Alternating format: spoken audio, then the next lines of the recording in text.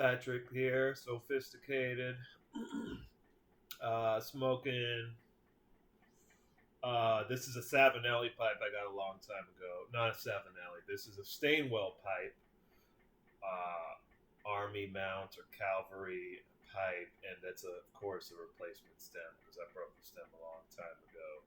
Smoking the old my favorite one, Orlik, and I still don't have the. I just had the tin. Orlik or Orlik, whatever it is. If you smoke pipe and you know it, you know pipe tobacco. You know what I'm talking about. It's one of my favorite tobaccos. You know, it has that really nice Virginia taste, that citrusy sort of taste, that fresh hay kind of taste. But unlike a lot of Virginias I come across, or Virginia flake type of Virginia Periques I come across like this that are heavy on the golden Virginia. I think Orlik is mostly golden Virginia, so it's really the bright Virginias. And unlike most of, let me turn this over here.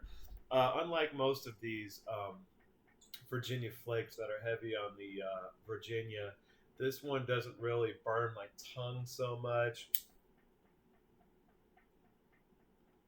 And it's probably got some sort of topping on it. You know, the topping, you could definitely taste the topping.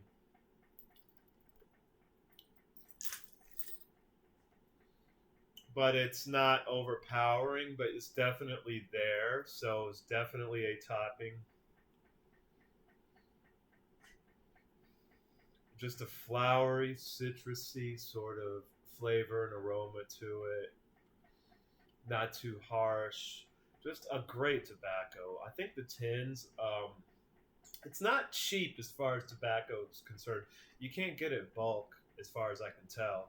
Um, and you have to buy it. Well, I usually go to smokingpipes.com, and it usually goes for the. I got the 100 gram tins. I usually try to get the 100 gram tins. They were on sale for approximately. They were on sale. It was a good price too. They were in the mid-teens, and I think maybe the lower teens for the price. So the price on them was pretty good. Um, so I one of my favorite tobaccos, and one of my favorite pipes. I actually, unlike most of my pipes, my wooden pipes, I actually bought this one new some time ago. It was on sale, of course. But taking my socks off because I had these shoes on all day. I had a busy day. I spent a lot of time outside. Went to the beach. Did some yard work. Hadn't made a video in a while. Got to start. I need to do at least once a week. I don't really, as far as what's going on in the world, it's more of the same bullshit.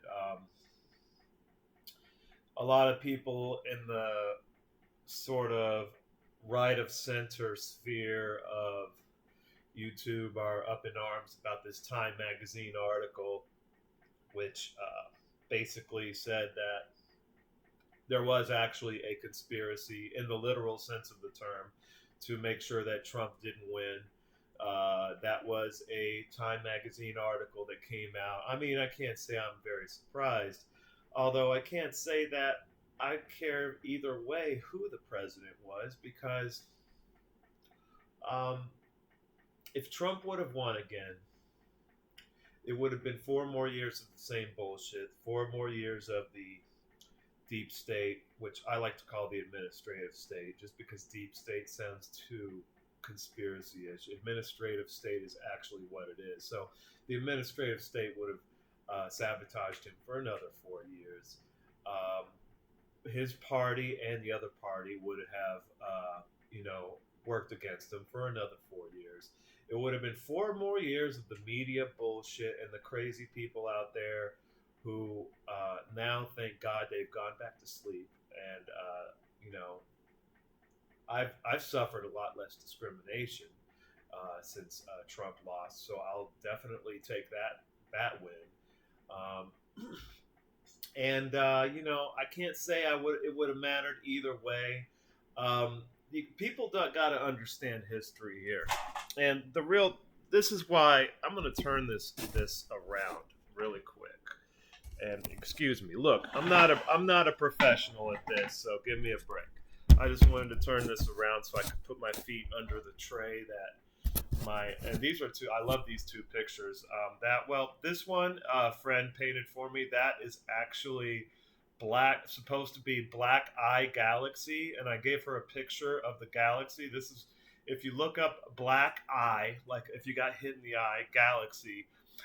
There's one of the coolest Hubble Space Telescope images ever taken is of this galaxy right here. So it's really cool. I am a astronomy nerd. I studied physics in college and history. So those are my two go-tos. And then this is just some, let's just say I acquired this, okay? But what people don't understand is, as we all know, as any of us who values history knows, human behavior hasn't changed much in the last 3,000 years or so, since, or longer, since we started recording history.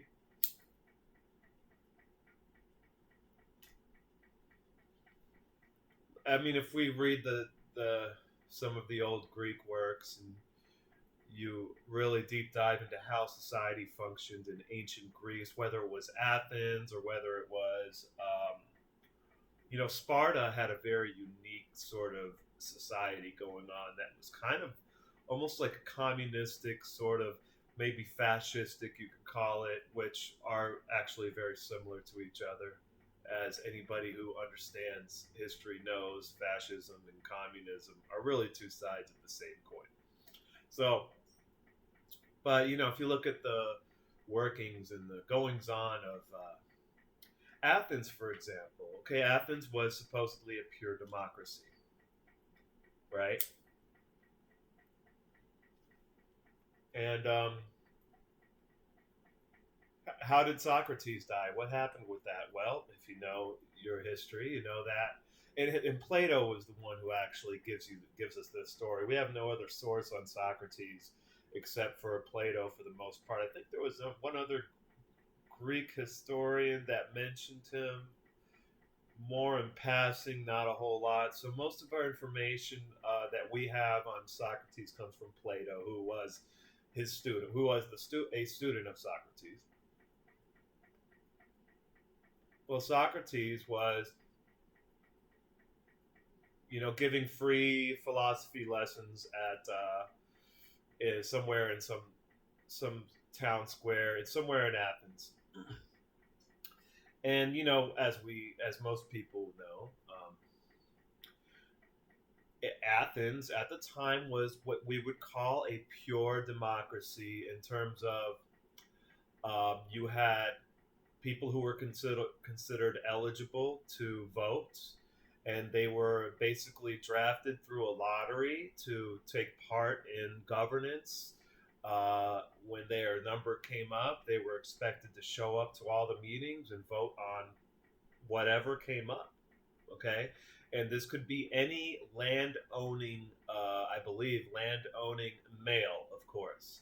So, not a pure democracy in the modern sense, but pretty much the purest form of democracy the world may have ever seen. But, of course, behind the scenes, you have oligarchs, aristocrats, who exerted an enormous influence on the, I think it was called the Forum. So the Forum was the legislative body.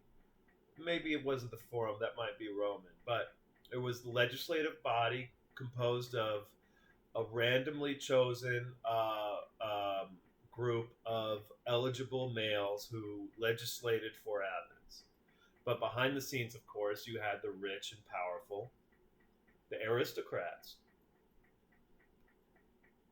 And they actually determined policy.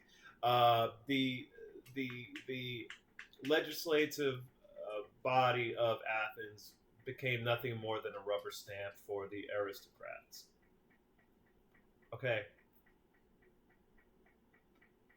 so much for that idea of democracy. There was no actual democracy. In de facto, the city of Athens was run by the wealthiest citizens who were able to exert their influence on the legislators, whoever they happened to be. Of course, there was, I'm sure, uh, steps taken for anyone who didn't go along with the oligarchs' wishes. I'm sure bad things happened to them. So there went that democracy. It was not an actual democracy. Every society that has ever existed in human history has been run by those with the most, usually the most wealth, because wealth and power kind of go hand in hand. It's no different today. It wasn't any different I mean, at least in, feudalism, you know, there was no, I should say, there was no actual, um, no one was putting on heirs. Okay, the lord was ruler of his domain. The peasants were basically his slaves, and that was that. And everybody accepted it. And then you go,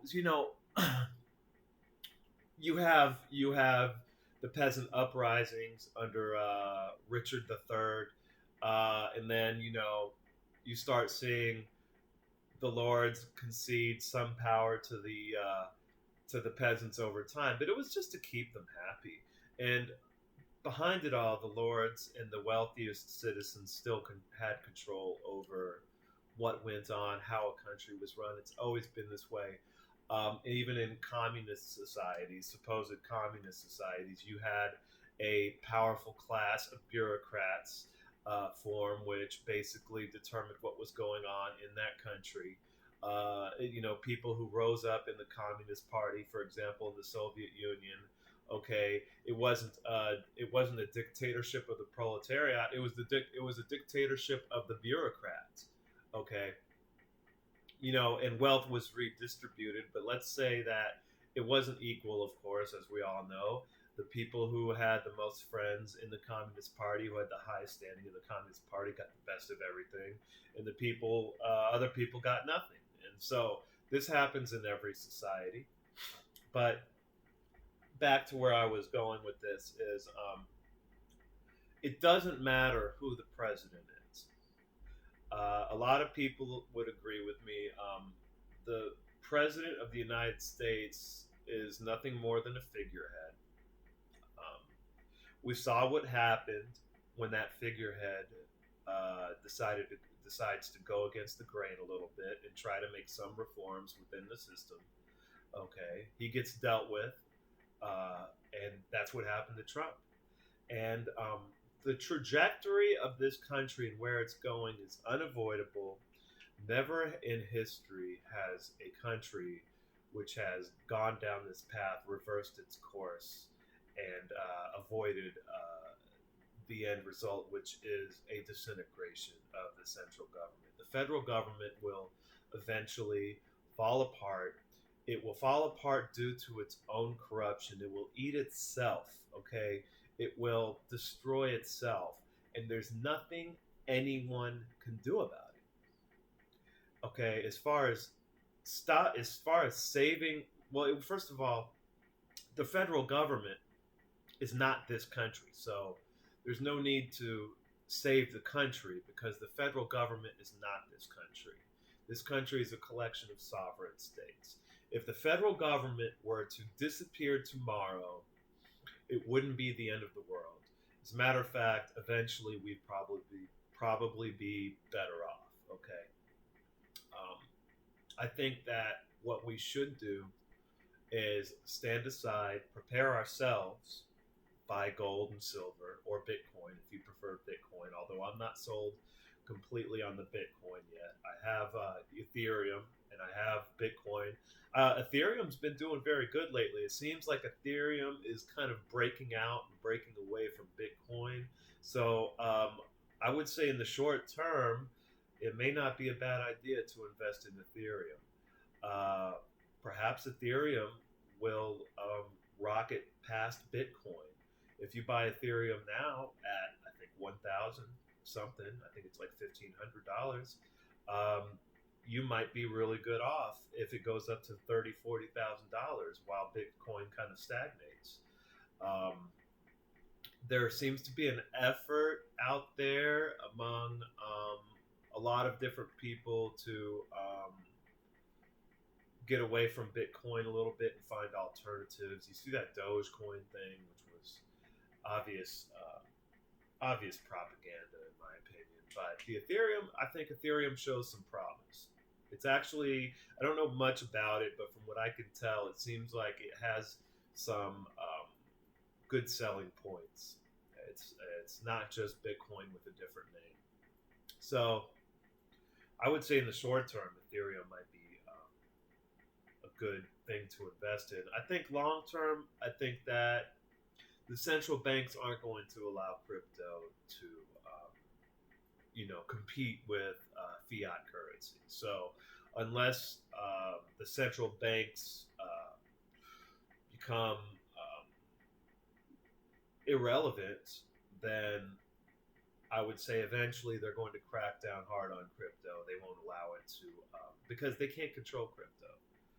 Okay, so why would they want something? Why would they have the power of government behind them, the central bankers, even though they're supposed to be independent. We all know that's a crock of shit. So they have the power of government behind them, so they can stop crypto whenever they want. Why they haven't done it already, I'm not sure. Perhaps there's people uh, inside the central banking system who are, for the time being, riding the wave upwards, making some money, and they'll get out, of course, before the big crackdown comes. They'll know prior.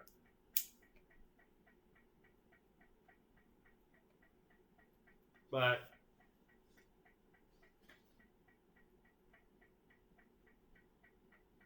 yeah, I really love this. Or Orlik. Like I never. I should have brought the tin with me. I really feel that people are so misguided in what they should be concerned about. They should be concerned about protecting themselves, protecting their own future. Forget about all this noise with the federal government, federal politics. Concentrate on local politics. Just forget about the federal politics. It doesn't matter.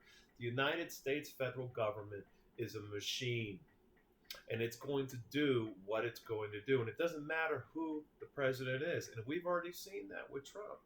Okay, I think, in my own personal opinion on Trump, was he had some ideas that were good. He seemed to be in a lot. I mean, my main thing I liked about Trump was his foreign policy, to be quite honest.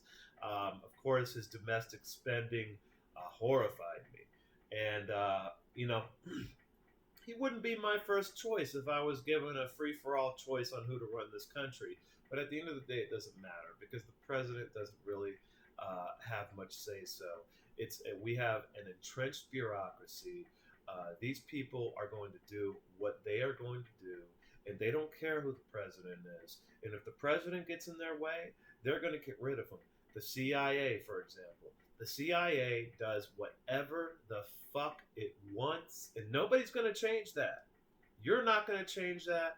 I'm not going to change that. So just let it do what it's going to do. Okay, because eventually that problem is going to take care of itself. Because if we look at history, what always happens with every corrupt bureaucracy is they out corrupt themselves and they destroy themselves and things fall apart, and then we start over again, and eventually a whole new corrupt bureaucracy forms, and it's and ad infinitum. It goes on and on. Okay, but no one's going to get into Washington and fix that problem. Okay, no senators. I don't care if the entire fucking Senate is all Rand Paul fucking libertarians.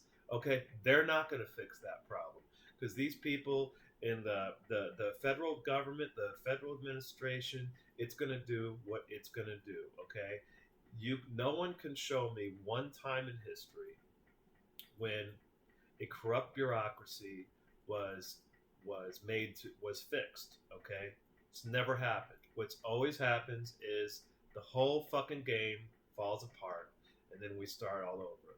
And I think that that's what really we should do. We should let the government spend money. Let the federal government spend $5 trillion a year. Okay, let them out-regulate themselves. Let them just regulate until the regular. We're already at the point now, and this has happened in many other countries at various times in history. This is happening in China right now.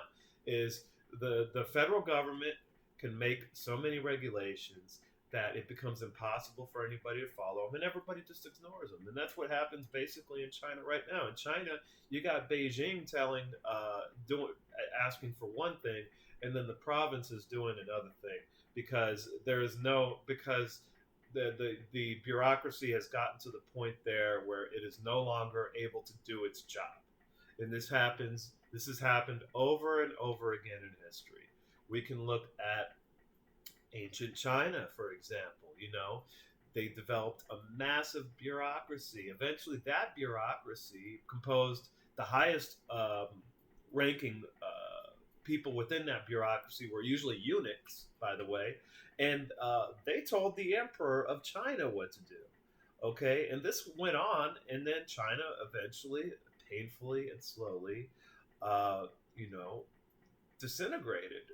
Okay, it went from being one of the most powerful countries in the world, the most powerful country in the world, under the Tang dynasty, and then it goes through the Ming dynasty, and finally you end up to the pitiful Qing dynasty. Okay, and it was because the bureaucracies took over. Bureaucracies are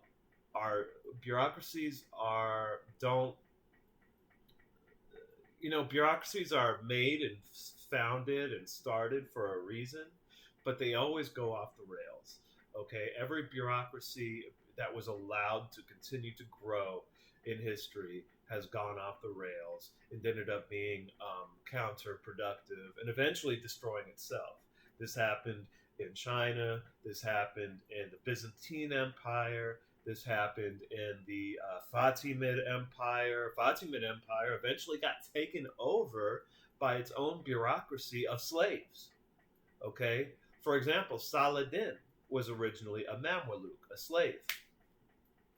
And eventually he becomes Sultan of, de facto Sultan of Egypt.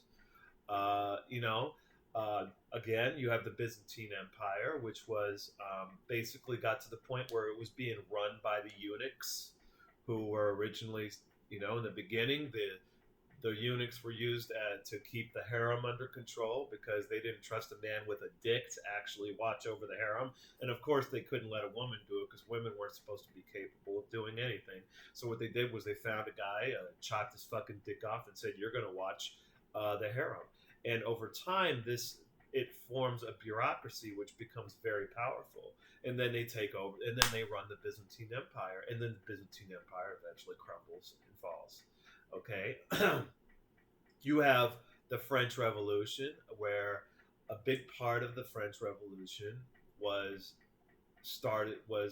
came about because you had a very large and corrupt bureaucracy, corrupt administration in France. It was started by you have Louis XIV, the Sun King, and he starts he kind of gets the whole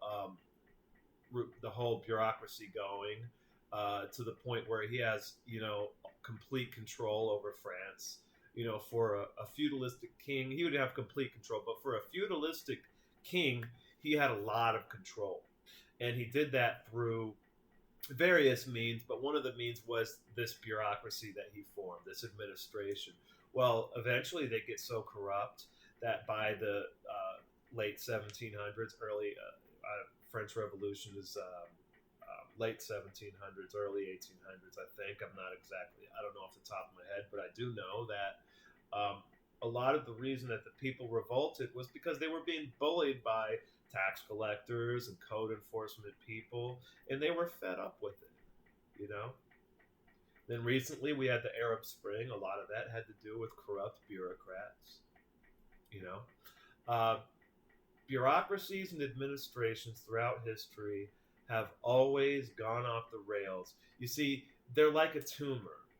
You create a bureaucracy for whatever, for tax collection's sake or whatever, and on its own it's going to grow and metastasize over time until it just gets out of control. It becomes counterproductive and eventually it destroys itself.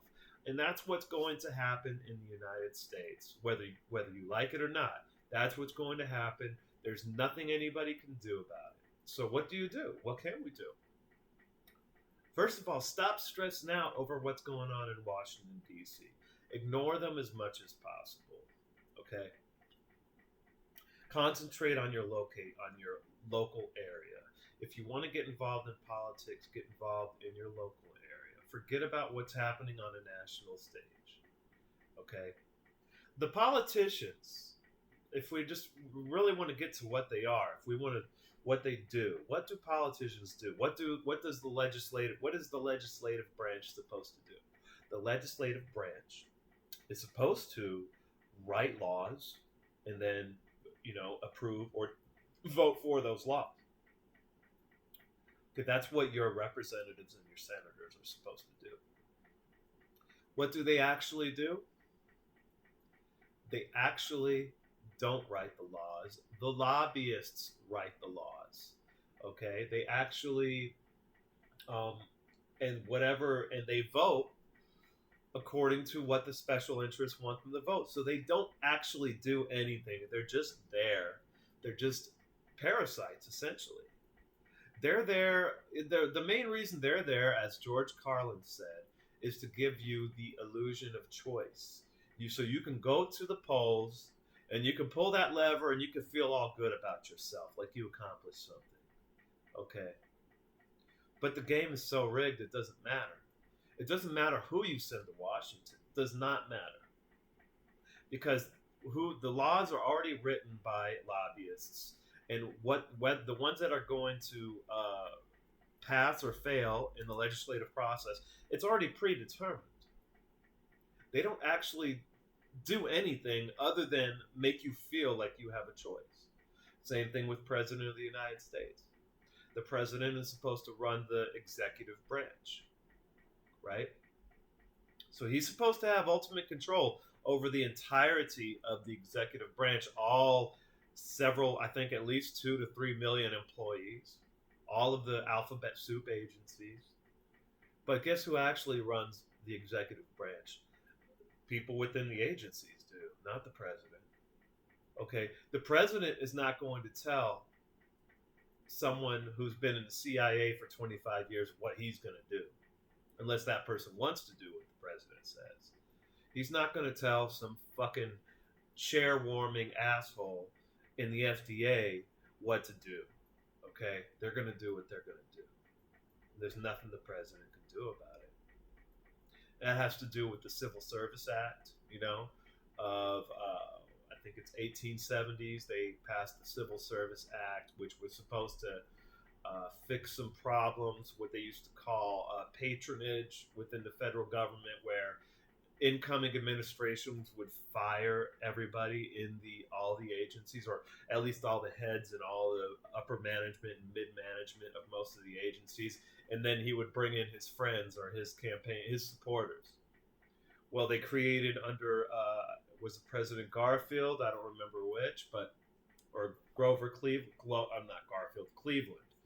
Under Grover Cleveland, I think they passed the Civil Service Act, which was supposed to help maintain consistency between administrations, because this practice of firing, all these bureaucrats and bringing in your supporters every time a new administration came in was a problem. It was a big talking point at the time. So they passed the Civil Service Act, which made it more difficult to do that. So in the beginning, the Civil Service Act was only there to really keep very important positions stable, like Department of State. Back then, you got to think the federal government was a lot smaller. Only like 10, but even at that time, only like 10% of government workers were covered under the Civil Service Act. It just made it very much more difficult to get rid of them. Now, something like 90% of your government workers fall under the Civil Service Act. Therefore, what we have now is we have let's say an estate. So you have an estate, a fourth estate, a fifth estate, I don't know which, because they call the press the fourth estate. So I would call the government workers maybe one of the estates. You have the politicians, you have the military, you have the government workers, the government civilians, and then the press. So that would be four estates. So you have an estate. When we talk about estates, traditionally, we're talking about groups of people who hold the power in any given society.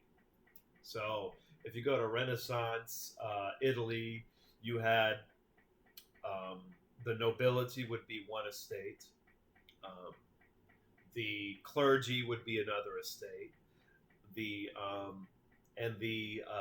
merchant class would be another estate. The peasants really didn't count. So you'd have like three basic estates in that society, and those three estates jostled among each other for power. The clergy wanted more money and more land. The nobility were like, oh, fuck those clergy people, they're a bunch of pussies. And then the merchants were like, oh, we're gonna make money, and we got to make sure the nobility and the clergy don't want to tax us. So there was that whole thing.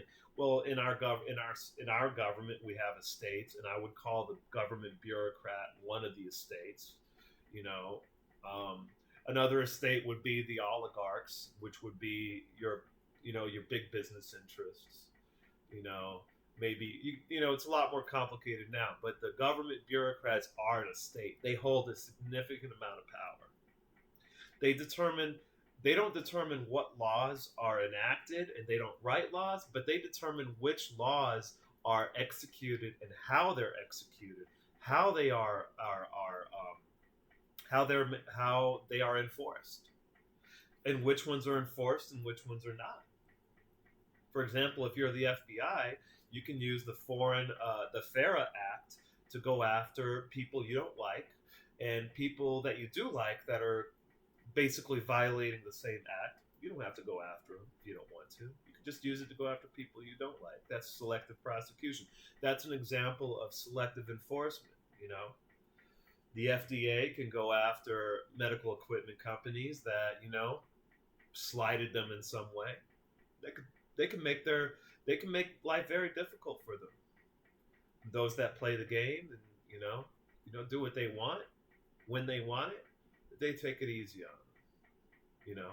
So the president has no fucking say in that. President has no fucking say. He can appoint whoever he wants as head of the FDA. That doesn't mean that the mid-level manager gives a fuck. Okay? This is how our government actually works. These people that are in these government agencies have been in their positions. They've been in the agencies, a lot of them, for decades. They've seen 5 or 6 presidents come and go. Some of them have been there since Clinton. Imagine that. Let's say they were hired under Clinton.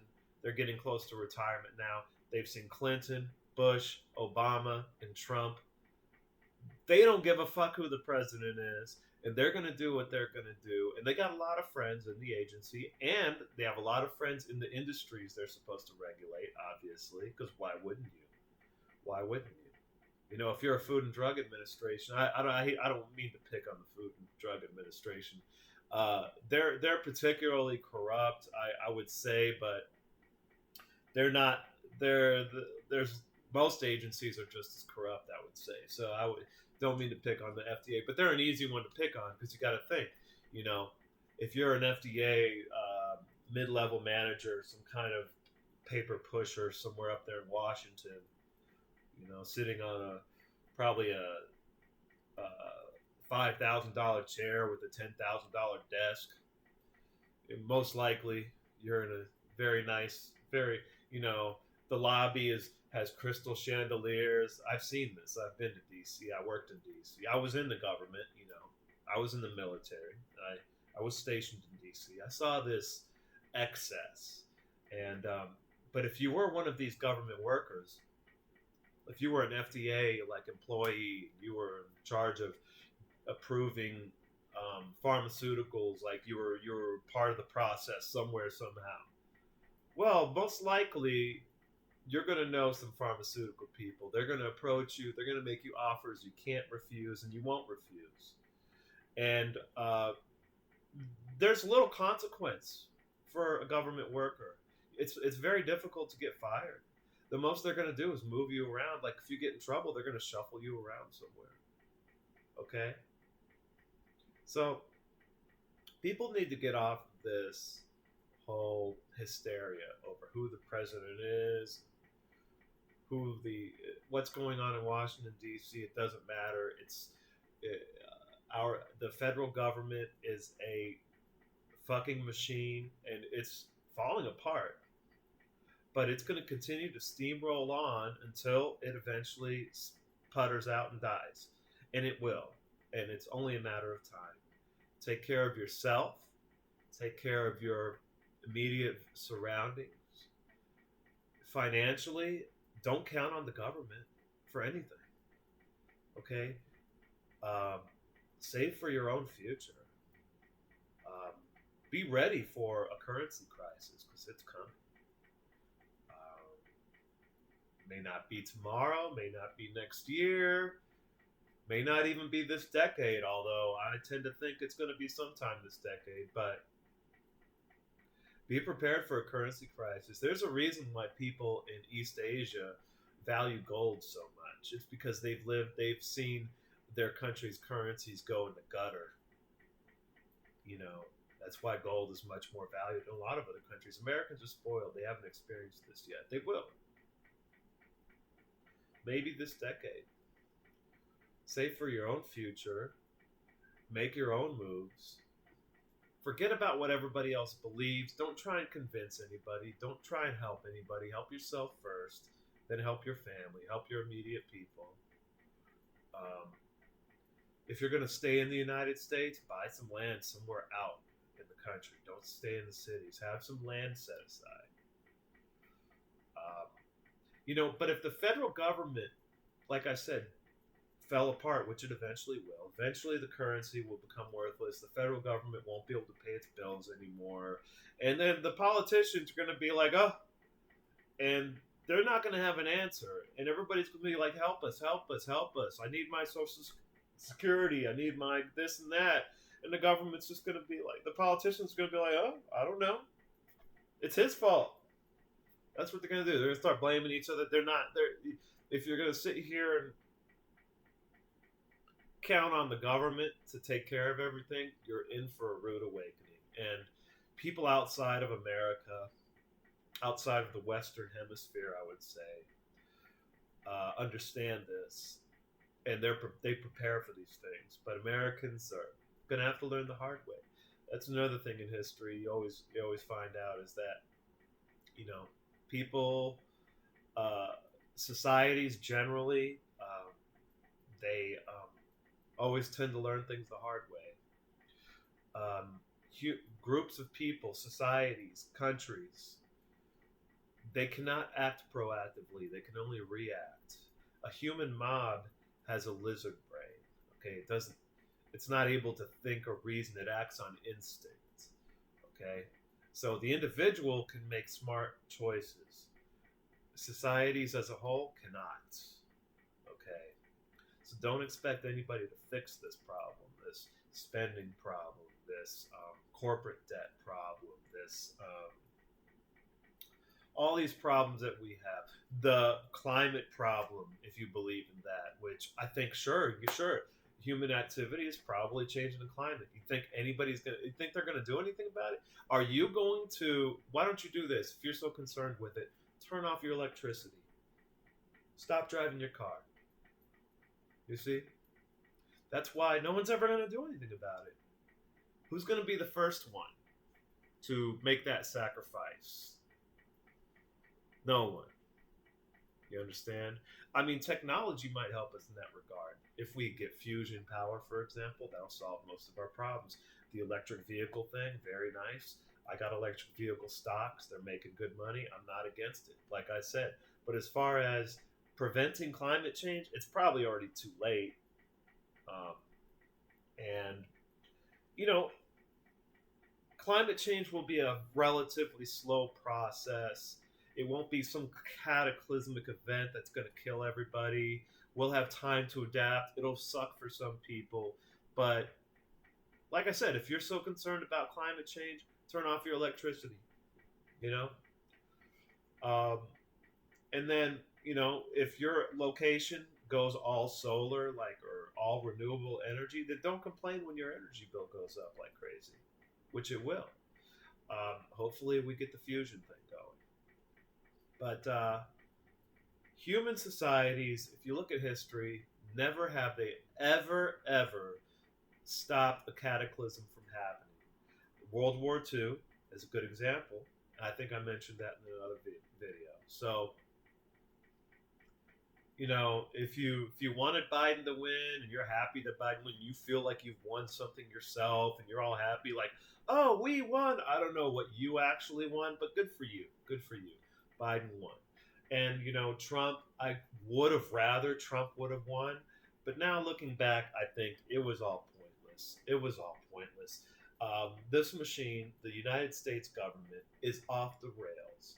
And no one, to think that I thought for a second that Trump could fix this, I was misguided. There's no person could fix this.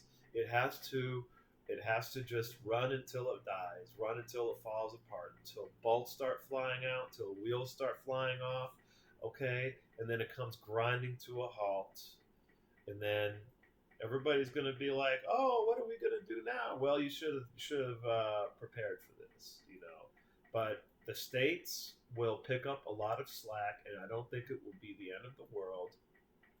Um, Thankfully, we have I think it's going to prove to be very astute on the part of the founders to have created the system the way they did, because with state sovereignty, um, it will be a lot less painful if when the federal government finally does, deactivate, which it will. And I think the states will pick up most of the slack. There'll be some hard points too. There'll be some difficult things to deal with, but overall, we might be better off in the long run. I mean, the military won't go anywhere. The military will probably still be there. Um, who knows? But yeah, just forget about this dog and pony show up there in Washington. It's a waste of your time. It's a waste of your sanity. Just like I said, back to what I said, try to secure your own future, buy some gold, save it somewhere. I try to buy an ounce every year, at least 1 ounce of gold every year, and some silver. Although right now, silver is still pretty cheap. So I'm not saying don't buy silver. I would rather buy gold because I feel like gold is the better deal right now. So I just bought another ounce of gold. Buy an ounce every year at least, and that'll when gold is $10,000 an ounce, I'll be laughing. I'll be the one laughing. But anyways, that's my spiel for today. Have a good night.